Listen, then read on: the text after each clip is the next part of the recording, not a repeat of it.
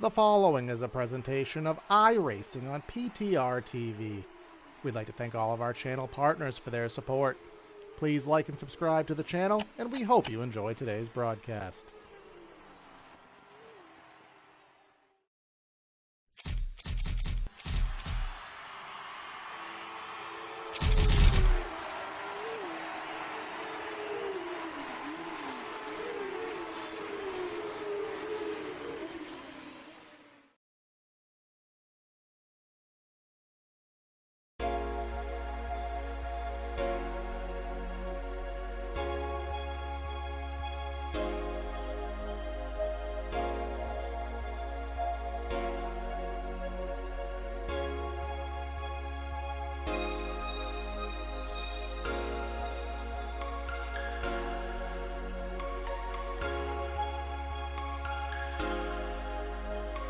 The Red Sox Racing League and their 2022 fall campaign featuring the LMPs and GT3s has brought about some interesting racing, some interesting storylines, and most importantly, a soon-to-be crowned champion in each class. Tonight, race number 5 hits the famous turns and twists of Brands Hatch Grand Prix circuit for 35 minutes worth of action. Welcome everyone to PTR TV, where it'll be myself, Corey Silva, both in the booth and in the production truck, getting ready to give you all the calls and action here this evening. 3 minutes or so left in qualifying, as typically we catch these drivers in the second half of qualifying for the LMP class, I do believe, currently on circuit, seeing what they can do pertaining to lap times. Indeed, that is the case. We'll put the top ticker on the screen. There should be some shakeups here within the class. We do have some heavy hitters out here today in each class. A lot of people have shoulder injuries, under the weather, busy. So currently some drivers who we expect to see up on the top of the pylon not present in tonight's race. Currently David Berry in the 14, someone that we have seen up front, and if memory serves, I think he won a race. I'd have to double check my standings on that. Currently top of the pylon by about 2/10 over Alex Kitzler. Jason Breifogel, his best run of the season. As soon as I say that, we catch him in the grass there here at Brands Hatch. Todd Baron Pietri in 4th right now. Peter Mahler did get the pole in GT3 by 0.3 of a second over Reed Rundle. Looks like we have about 16 drivers here on the evening. Dead even split 8 in each class. Actually, it looks like maybe a couple more, as Ross Booth has yet to turn a time here, and always a fast driver in LMP, so I expect him to be right up there with them. Do have a couple shout outs we do want to give here on the evening. We will try to take care of that by Anodyne. Of course, Anodyne has been a sponsor of the league for quite some time. Your trusted source for differentiated products for industrial, aerospace, defense, rail, and transportation end markets for over 50 years. Anodyne offers a wide range of hydraulic dampers, elastomeric bumpers, and vibration isolation products to meet all of your simulation needs. You can contact them at www.anodyne.com, and they do have some real-world affiliations and some real-world sponsorships, of which they want to congratulate their fellow driver. Anodyne would like to congratulate Valentino Astuti as the 2022 Australian Formula Ford champion with 5 wins and 14 podiums and 21 starts. Not only did he walk away with the national title, he also won the 2022 Hard Charger Award and was the Victoria State round winner. So you can see there on the side of that Formula V, you can see that Anodyne logo, as they are proud to have a champion. So congratulations to Valentino here, as qualifying timer does count down to 0, so drivers who are on an active lap can finish it. Alex Keatslar did surpass David Berry there, top of the board, with a 1 minute 14 flat.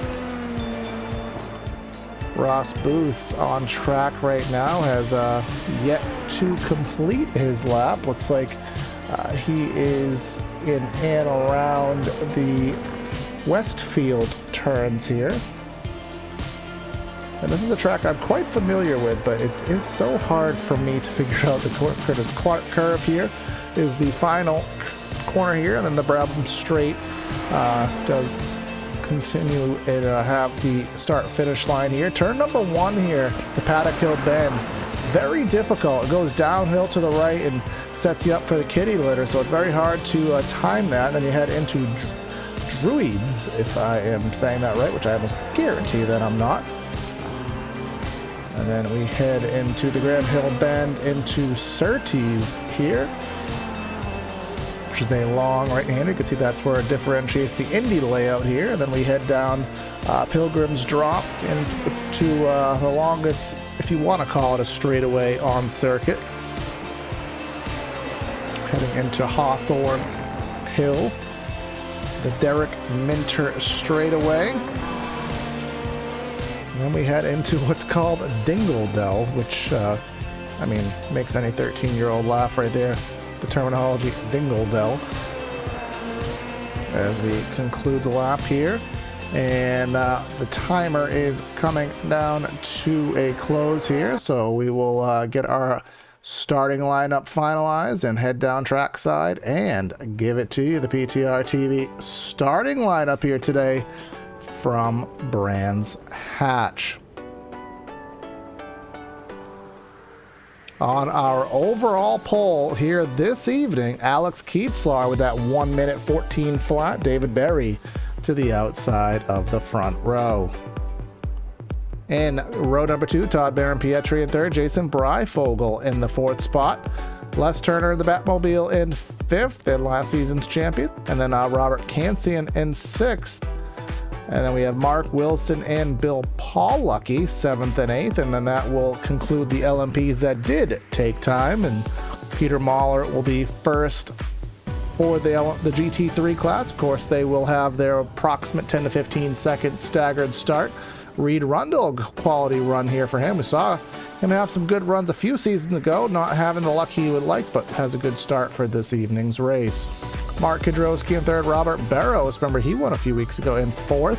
Paul Lindsay with a 5th, Terry Dahl, league admin in 6th, Dwayne McCarthy in 7th, and Kevin Kyle in 8th. And now we have our stragglers that did not take time. Ross Booth, Aldo Secklin, I'm not sure if, is he here? Oh yeah, he is here, great. And then Brian Irby, I don't see him gridded here, but you know, that will potentially change as we do have one full pace lap to encompass the start of tonight's efforts.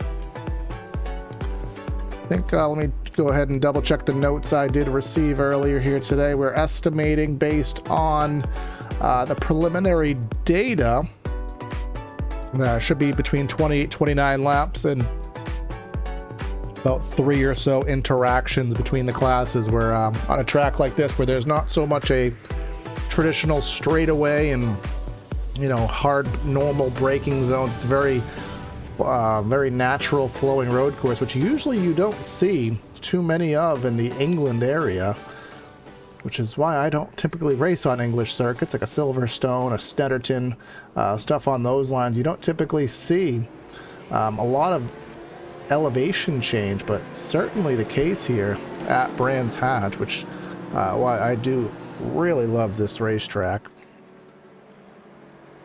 See our weather conditions here on the evening. 77 in the air, 83 track, and winds and humidity are basically default weather. For iRacing, we are on week number 12, heading into week 13. Again, waiting on our new build, which will be next week if you're watching this live. And they have announced large-scale physics changes to both of these classes that we are currently encompassing. And the new damage model will be on all of these cars, so we will see more deforming, one of those words. We'll see parts flying off, more realistic crashes, which will be great. New physics, new tire model updates. So next season, if they do continue to run these same cars, it'll be interesting to see how those physics changes do come into play for the racing. But see what happens here as we are still coming through our pace lap. This is the area of the track, I believe Westfield, if I am proper with our location here, into Dingledale. This is a part of the track where you really are pushed as a driver, because you really have to know the track, you have to know the car, because it's very easy to underdrive it, but it's also very easy to overdrive it. So really knowing the exact boundaries of your vehicle as well as the track are paramount to get the most out of the car through that sector. And then a very short straightaway here, it's called Clearway, straight into Clark Curve, which will conclude our lap here as they head onto the Brabham Straight. LMPs here, Red Sox Racing League, round number 5 here on PTR TV. Let's get ready for a night of action. Waiting. Starter has the flag in hand and green flag in the air. Let's get ourselves going here. Heading off down the hill into turn number 1. Somebody's already off into the kitty litter. That's Jason Breifogel. Did not get going at all. We'll check the replay on that in just a moment, but we do want to follow up here with our GT3s, who are now just beginning their efforts here as they have just come off of the final corner Clark Curve onto the straightaway. And let's see how their start is. If it's a little less chaotic than what just happened in LMP, they're going to hit that stripe and hit on that accelerator hard and down the hill into Paddock Hill Bend. Again, very sketchy corner, very difficult corner. Kitty litter is very easy to get into. Reed Rundle almost gets the left side into that dirt, but keeps it on circuit. Looks like they will be just fine. Let's go back on replay and try to see what happened to Breifogel there on that initial start. Got that replay on screen. We'll go up from our chopper cam. See that blue and yellow car to the left side of your display. It looks like there was a checkup there. I think that may have been David Berry, and that checkup just threw Breifogel astray and caused him to have to make a quick decision here. So now he is going to have to really just see what he can get to salvage the evening. But Keatslar right off the get-go up 3 seconds. Now he didn't have, you know, that amazing qualifying lap that was, you know, eons faster than the competition, but just based on the first few laps. Definitely is making something happen here. Battle in GT3 much closer for that class lead, as Mahler is only up by about a half or so second on Reed Rundle here. Go on board here. Looks like I, for some reason, don't have the cameras on for the interior. But we'll see. You can see coming down that front straightaway here, down into corner number 1. We'll go back on board. You can see the downhill. Car just gets thrown to the left. Kitty litter there to really test you. And then hard on the binders here for the Druid's hairpin, of which you head down the hill here. For the Grand Hill bend, all the way using all the real estate possible. Then the Surtees left-hand bend here. You can see to the right of the track, you can see there's a layout there with cones. That is for the Indy layout here, the shortened version here of Brands Hatch, which is about 1.5 mile long circuit. It's actually quite fun in the slower cars, such as the Mazdas and the Skippies. But to be honest, this track is just fun at any car you're running on. It's one of the best tracks in the world, particularly on the iRacing service. A great track to take into any car. Of course, we'll have a couple new cars coming up in the new build, the new BMW hybrid machine, and then, of course, our Toyota GR86, which will be free vehicles on the service, and along with some updates, which may have some good pertinence for the Red Sox Racing League, as Mahler got into the dirt there, opened the door for Reed Rundle, takes the right-hand look there on the final corner in the Clark curve, and that will give him that GT3 lead. So we'll see what happens there. Ross Booth, third in LMP, as that's Robert Kansian, who is into the tire wall there. Let's go back on replay, see what caused that. I think he may have just got loose. Again, we'll go to our trusty chopper cam. Coming in the final corner there, on the curb, just got loose. I don't know if he got the curb on exit there. Sent that car astray and into the tire wall. Not what he wanted. So a lot of contact here early in tonight's affairs. We'll see how well these guys can recover from that. Currently Keatslar up by 5 seconds or so on Booth. So we'll see what the pace difference is there. We'll see once Booth gets a clean lap in, we'll see what he's able to do for pace, and if we have any kind of race on our hands. We'll have a race on our hands still in GT3. Aldo Secklin in the 666.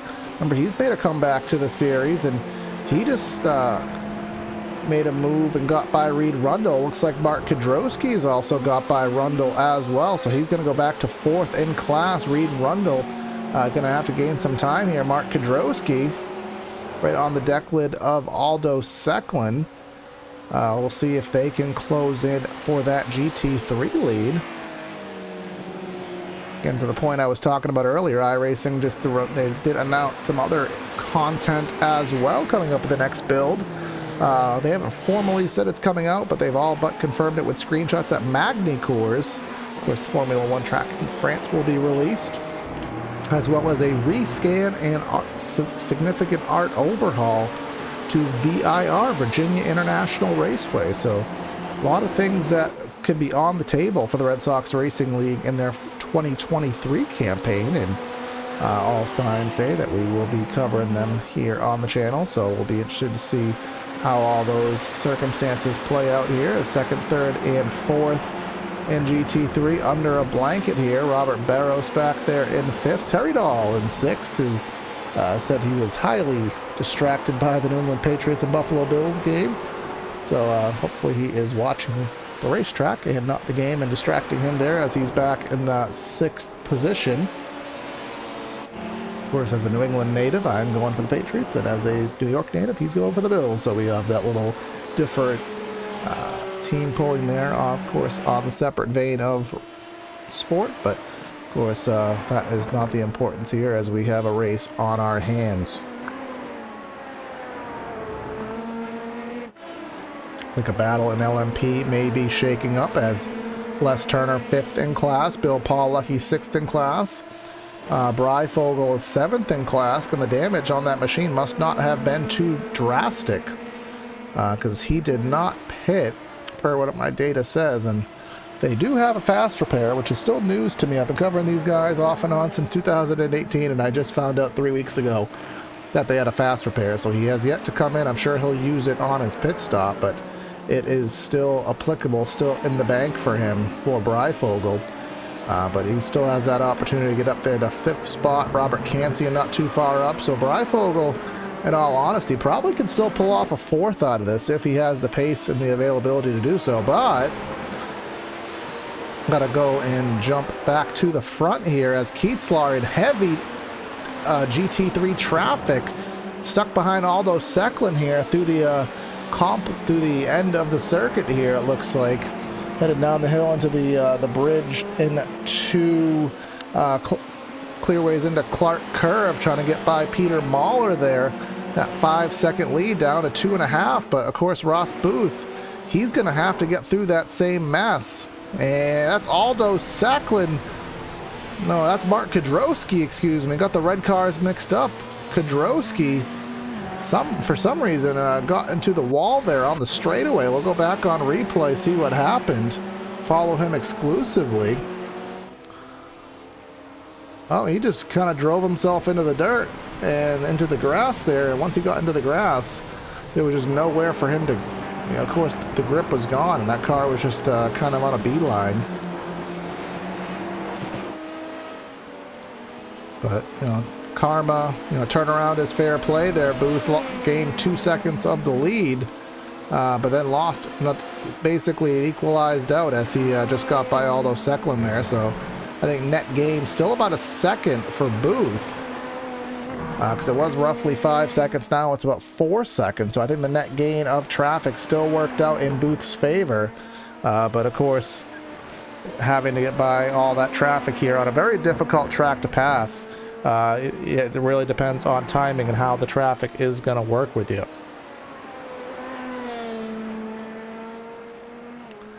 Here we saw obviously showing the track layout here, which we'll be able to see from the blimp cam. There's not a traditional, like, you know, most tracks have long, you know, genuine straightaways with 90-degree corners, a straightaway with a hairpin, S-curves that have a, you know, a 90-degree corner. A lot of tracks have those kind of pre-engineered passing zones. But again, the natural flow here of Brands Hatch, which is kind of its allure, you don't have those pre-generated passing zones. You're following the free flow of the terrain. And it doesn't open up many obvious passing zones. There's probably 2 of them entering 1.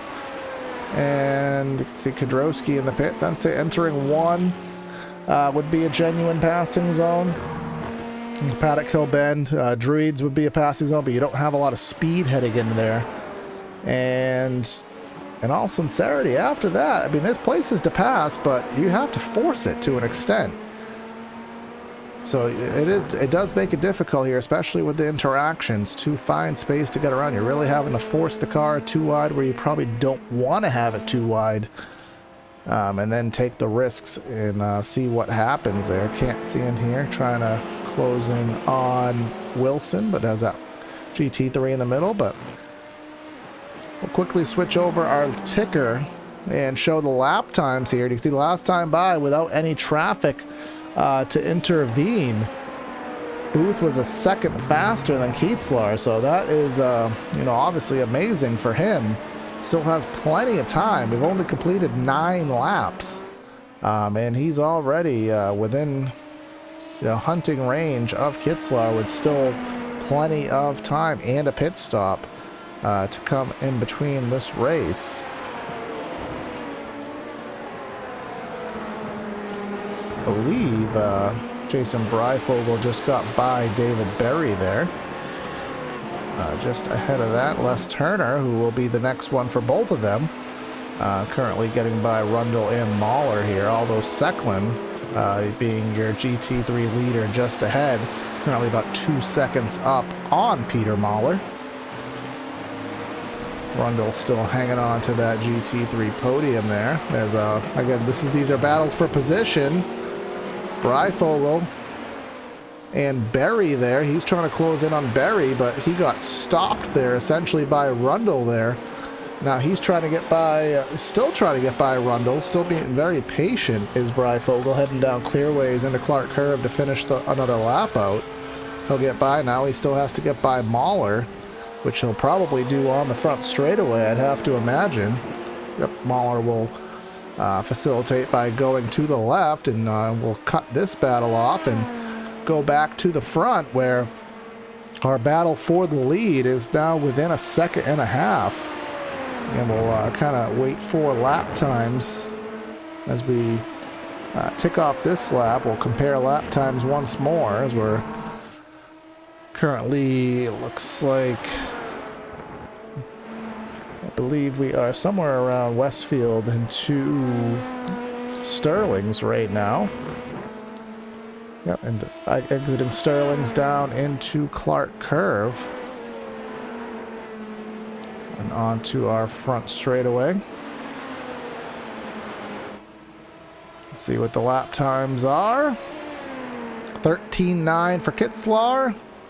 13.3 for Booth, so a half second in the bank, 6/10 in the bank, so this shouldn't take that long. He'll probably be on his back bumper by the end of this lap, and then we'll just see how difficult it is for him to make the pass.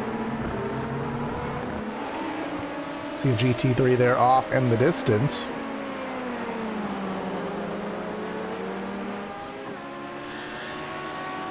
As they head down Pilgrim's Drop into Hawthorne Hill, the slight right-hander.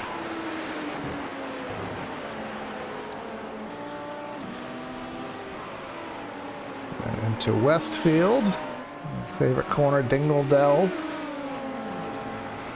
And come to Sheen Curve, and contact there. Booth got into, I believe, I don't want to make false pretenses here. Let's go back on replay and just see exactly what happened, so I don't have to guess and be wrong and offend anybody. See the Hot Wheels car. I'm trying to make out who that is. Oh, he just spun himself. So that's exactly why you don't make judgments. The 003 that was of Dwayne McCarthy.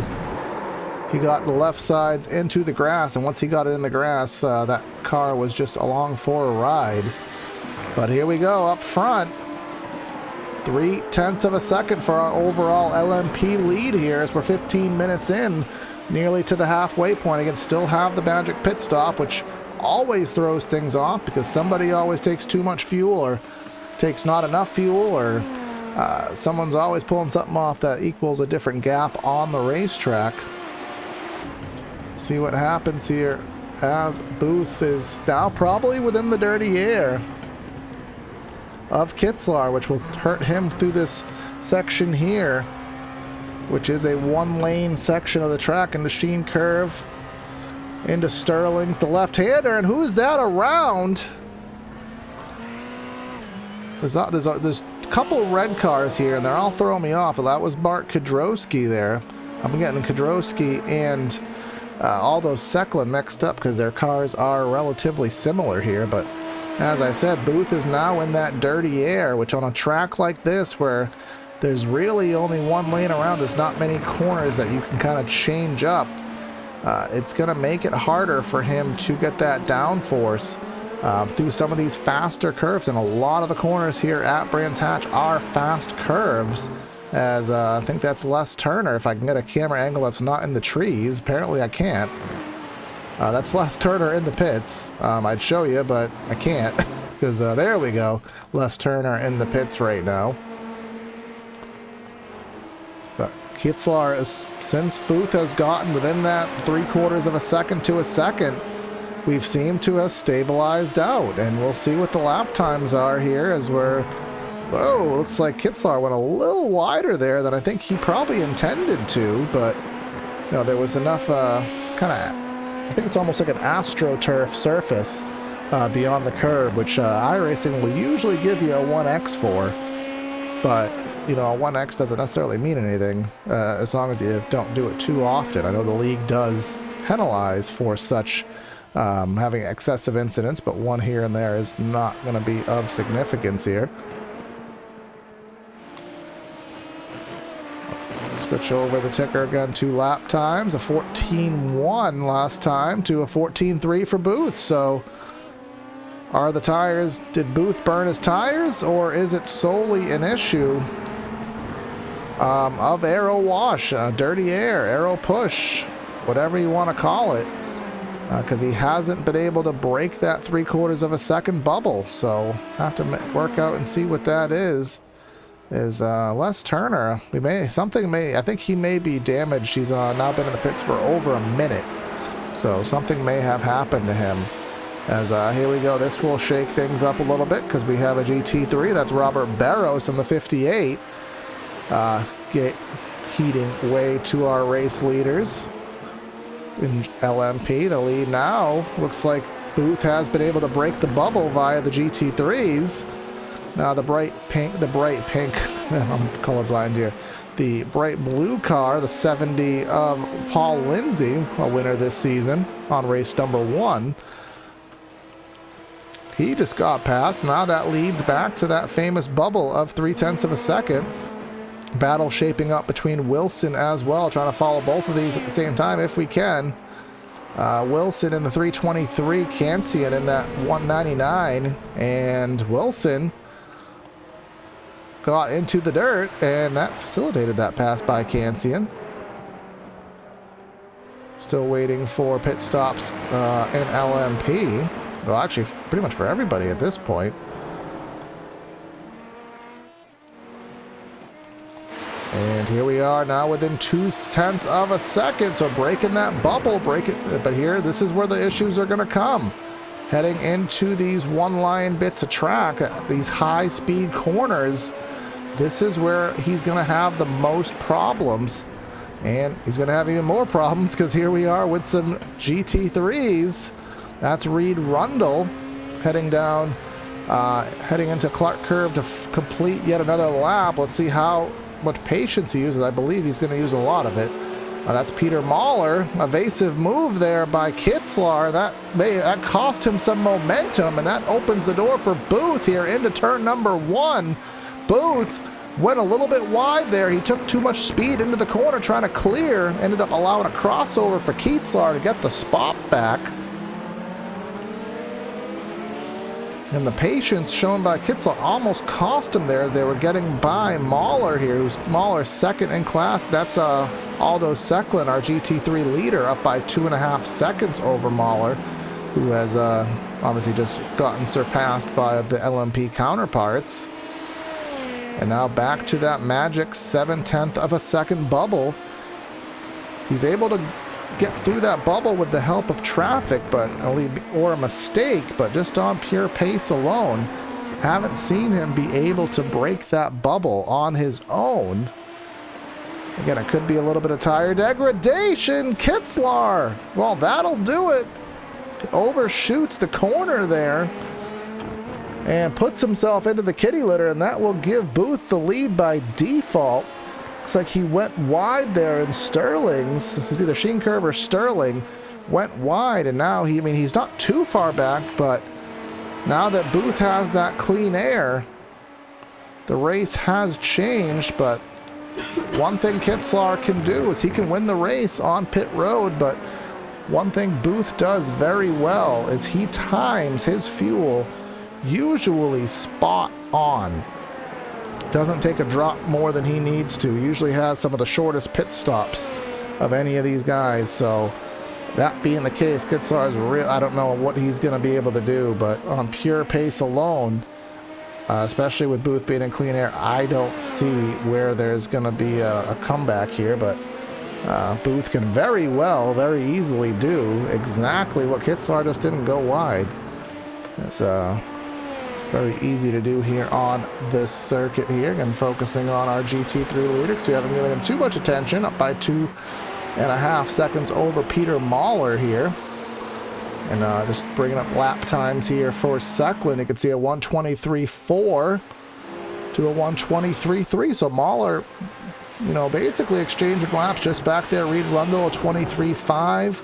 Lindsay a 23.4. So our top 4 in GT3 kind of on top of each other in terms of lap times, but the actual distance on track is that there of over 10 seconds between the four of them. So just due to circumstances, traffic, mistakes, they have separated out, but they're running very, very similar times. Last time by Suckland was actually about a second faster than Peter Mahler, so that took that 2.5 second lead up to 3.5. Kitzlar trying his best in LMP to stay within a reasonable gap as Paul Lindsay into the pits in GT3 as we are closing in on the waning stages of tonight's efforts. 12 minutes left. Again, the pit stop still on the table for the vast majority of the field.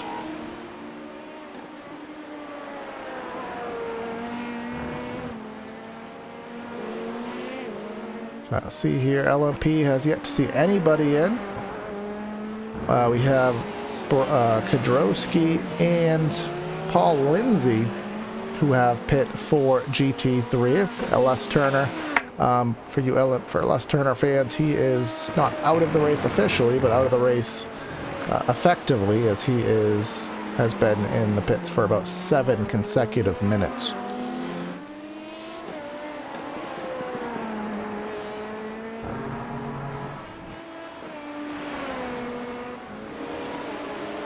Looks like Booth lost even more time there.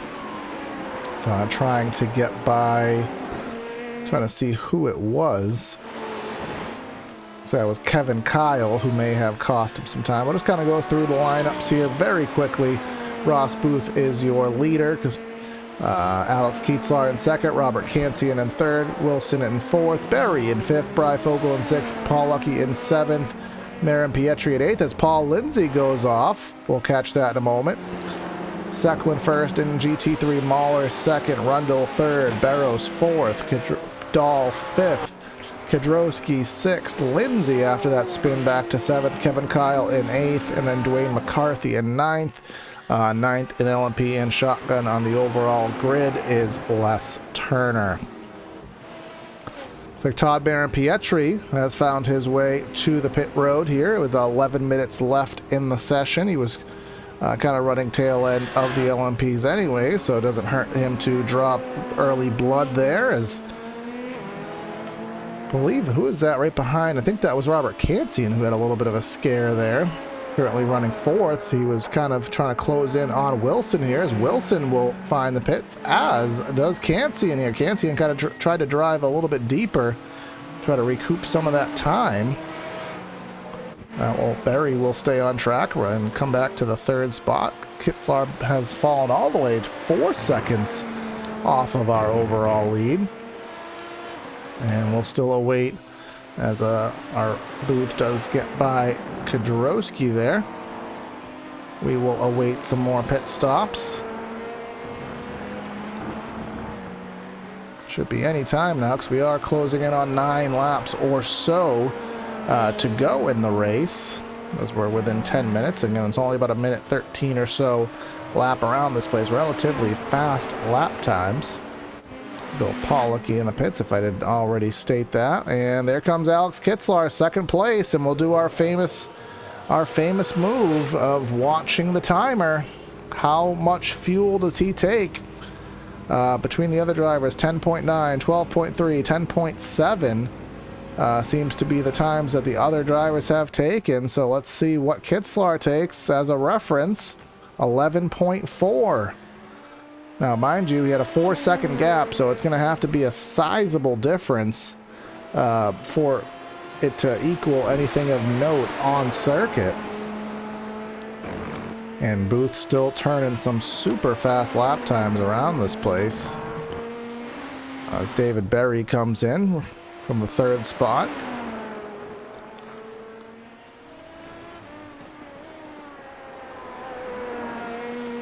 Still awaiting some more stops in LMP here. Aldo Secklin was down to a very slow speed, but still has yet to pit. So GT3s are really pushing the envelope here with their pit stop times.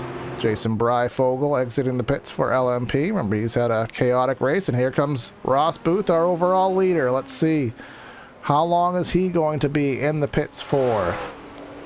11.4 for Kitzlar. He's at 8 seconds. He's at 9 seconds. Formal time 10.5, so a second faster in the pits. Now, of course, presuming no penalties, which I wouldn't expect any. I mean, we have the pit speed limiter, and he hit the blend cone there, just as expected. Our preliminary difference on track, you could see it on the ticker there. He basically doubled his lead in the pits. And he was 2 seconds, he was about a second and a half faster in the pits as a whole, from cone to cone, including the stop.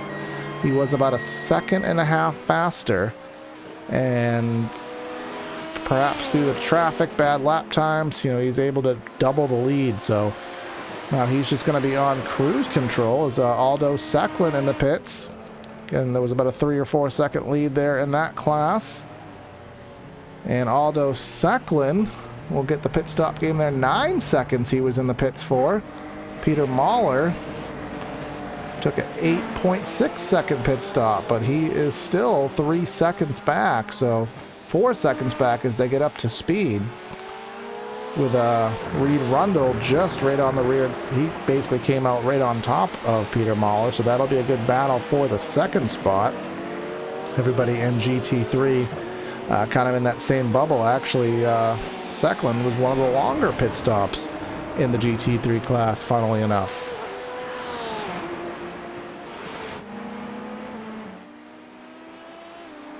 So Secklin will just have to basically cruise, but more or less both leaders at this point just have to cruise, but a good battle on our hands for second in GT3. We'll see if Mahler pulls away. We'll see if Rundle is able to do anything and try to get into that second spot, have his best run of the season either way, but to up it even more. Mahler has been up front essentially every week, been a top 3 driver every single week, has yet to put it into victory circle. And Shane Hunter been one of competition this season. He is out. And of course in LMP, Ryan Robertson wasn't able to make the trip here to England, so it'll be interesting to see as we close in. I don't have the point standings either. I can try to see if I can scour for them quickly. But oh, there they are. Ross Booth entered today's race with a 12-point lead over Heller and a 13-point lead over Breifogel. And not considering the drop week, so Heller will obviously lose a significant amount of time, but I'm not sure how the drop week works in his capacity. Robert Barros had a 7-point lead over Terry Dahl. And where Dahl is in 7th in class and Barros is in 5th, that will grow just a little bit. But Kedrowski was 19 points back, and he is a point ahead he's ahead of each of them, so he will gain a point or 2. Of course, we will conclude our season at the Daytona Road Course next week, which be fun to see how this works out, and a good practice for the 24 hours a Daytona, which will come in mid-January. So we'll see how that plays out to conclude our season, and then we will actually, I believe, if I am getting my information right, we'll be on the new physics model, because I believe next week is week 13. I could be completely wrong, but I'm pretty sure next week is week 13 if you're watching this live, so we might actually be on the updated physics. Maybe we won't, maybe we will. But we'll see how that does shake out. Rundle still has yet to get by, as in the gap from first to second in GT3, 4 1/3 seconds. First to second and then second to third is what we see on screen right here. Only closest other active battle on track would be Barros and Lindsay for 5th and 6th in GT3. Not really much going on in LMP, as you can see with the ticker at lap times there, as Todd Marin-Pietri trying to interrupt this battle as he is on his way. Currently 8th in LMP is Marin-Pietri, but in the way of this battle, see, Barros may lose a little bit of time here, having to be on the outside.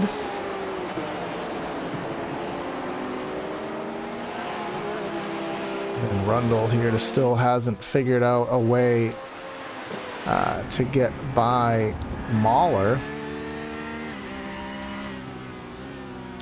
Looks like the gap in GT3, the aero gap may be right around that 0.3 of a second, as I think that's Marin Pietri as well, which may have actually worked out in Rundle's favor here, because it did throw Mahler offline just a little bit. He may have a sniff of slipstream here. So we do get up to about 150 miles an hour here for a GT3. So let's see if he can handle turn number 1 better than Mahler. Looks like they're about equal, but Rundle nearly into the kitty litter there. They're just basically running dead equal. Looks like Mahler got on the throttle a little bit better there, so Rundle will just try to recoup and do the best he can. So 0.2 of a second gap between Lindsay and Barrows, so good battle there again, 5th and 6th as we just spoke. Terry Dahl back in 7th. Quiet day for him. Hasn't really had the pace to play with this evening, but back up front here as the season does come to, well, the race comes to a close here. We are at that point where we have to figure out how many laps we're going to have left. I believe we're going to have 2 here as we come to the final corner here with 2 minutes 20 or so left, 2 minute 15. So should be 2 laps to go for Ross Booth, who under any circumstance will extend this lead. Be his 3rd win of the season if he is able to complete it. Now he's up by 13 seconds over Kitzlar. Heller ends obviously not being here, so that will extend that lead, and they are the only 2 to win a race this season in LMP. 2 to Booth, 2 to Heller, so now that tie will be broken. The competition in GT3, at least with the parity, has been quite drastic this season. Barrows with a win, Paul Lindsay with a win, Shane Hunter with a win, Joe Burchett with a win, hasn't really been a regular in the series. So now, if Seklin's able to pull it off, then just another driver who gets it. No, there wouldn't be any duplicate wins in GT3, which just shows that parity, which is obviously great to see in any series. Does look like Rundle just is not going to have enough. Still within that 1/3 of a second or so, he is hanging on there for that spot. But here we come, and I'm trying to see if we completed this lap. I think we're going to get a white flag call mid-lap. Yeah, it's going to be a very, very tight call here. What's going to happen, because we just started this lap. We're at 40 seconds, so we're either going to get 1 to go, or we're going to get a last second checkered flag. So we're just going to really have to watch this situation tight. 30 seconds left, and we're about halfway through the lap, so I think the timer will elapse on this lap. It just really depends how iRacing Race Control wants to call it. Yeah, we're certainly not going to get to the stripe. I don't think so anyways. 9, 8, yeah, we are not going to get to the stripe, so let's just see what iRacing decides to do here. Does it give us another lap, or are we going to the checkers right now? Let's figure out. Yep, this is the final lap, so we're coming under the Advent Bridge into the final corner here, and this, in very sudden fashion, will be our checkered flag. Ross Booth with his 3rd win of the season in LMP. And with a 3.5 second buffer here, as Aldo Seklin just has a few more corners to go, and he will get his 1st win of the season for GT3. Don't want to jinx him yet, because there's still a few corners here to go. Under the Advan Bridge, the 666 machine of Aldo Seklin in the Ferrari will come through the final corner here, and he will get the 5th driver to win a GT3 race this season. Aldo Seklin takes home the trophy.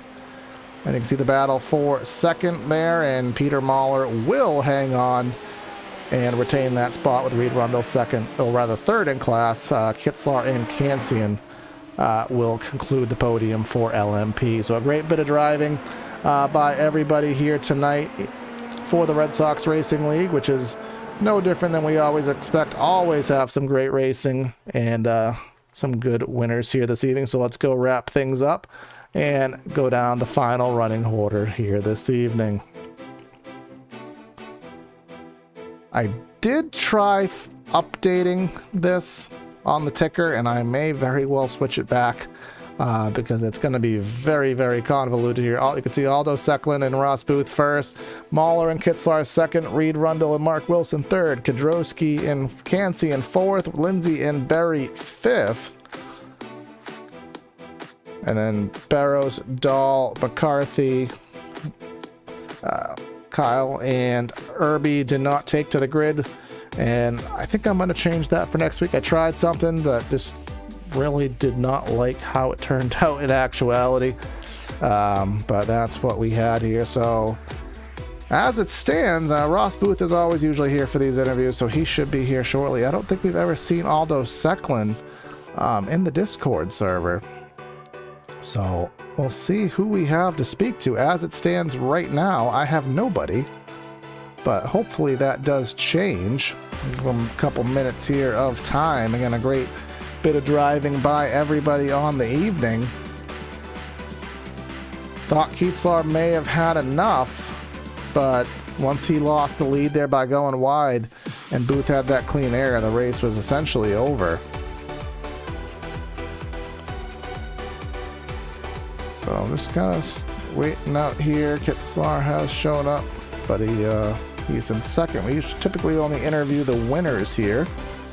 So we're seeing if Booth and Secklin will be available to pop in here.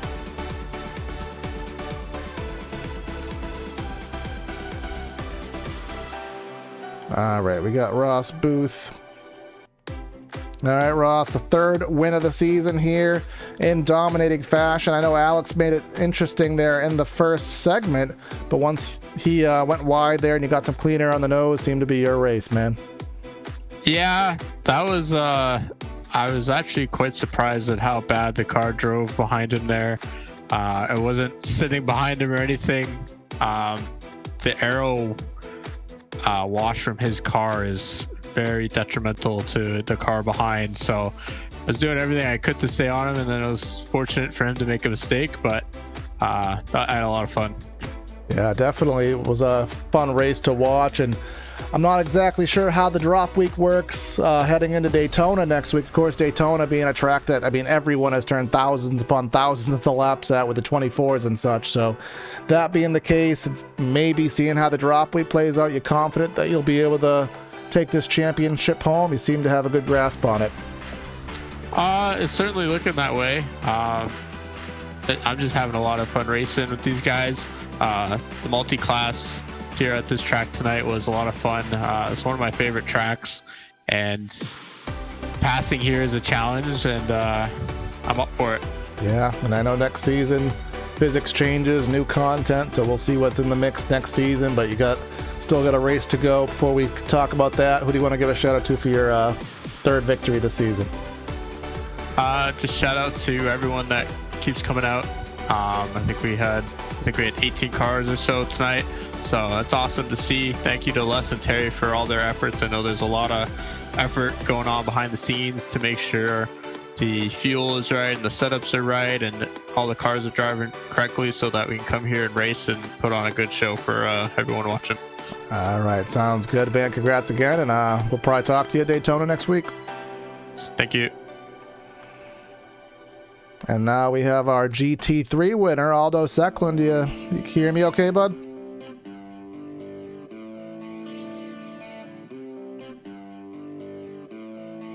All right, Aldo, do you get a copy?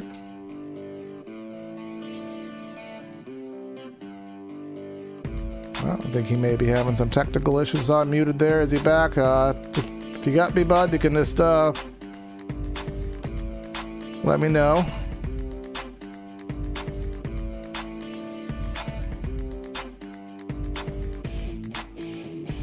All right, we'll kind of give him a second here and see if he can get things sorted here. We do have Aldo here in the room, but we may have some issues here.